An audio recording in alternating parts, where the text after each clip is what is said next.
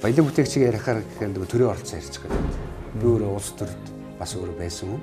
Гэхдээ энийг ер нь баялаг бүтээгчдийг ер нь төрөөс арай жоохон ангид байлгуул бас нэг арай ондоо төвшөнд бас хөгжих юм бол одоо угаасаа аливаа улс орны хөгжил юун дээр харагддаг гэхээр та өөрөө мэднэ. Зүүн Азийн улс орнууд, Ягаан Азийн баг улсын дандаа л баялаг бүтээгчнэр болгосон.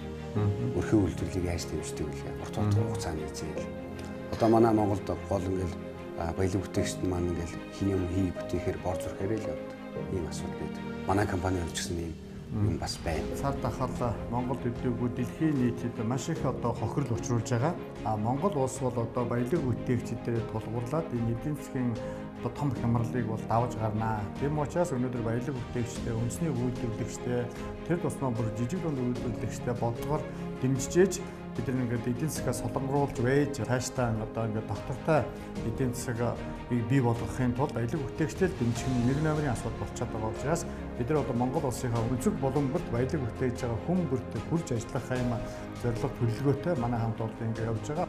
Энд ирээд миний хувьд бол 7 сар гарсан болж байна. Ковид үед ирсэн 12 сар үед тэр хооронд 3-4 сар угаасаа улс орны хэмжээгээр өндөржүүлсэн бэлэн байдал бүгд шилжчихсэн.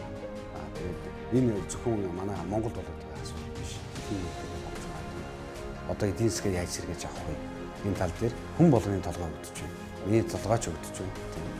Гэхдээ энэ хугацаанд би нэг өөрийнхөө нэг олзуурах хууштай нэг юм яаж хийсэн гэхээр бизнест би нэг жоохон зөрөгтэй хөдөлчих нэг тийм миний хувийн өөрийн мөн чанар бас байд. Тэгээ энэ үед одоо хүмүүс их гайхаад байсан л та. Юм хумигдаад ингээд ах чи яагаад хөрөнгө оруулалт хийгээд ингээд юмнууд нээгээд юм аа. Энэ яг үхээр миний хувьд нэг жоохон давуу тал бас боллоо л доо. Ер нь альва нэг дайм байлдаанч бай тээ. Ямар цар тахлын үе ч гэсэн хүний анхдагч хэрэгцээ бол хүн шүү дээ.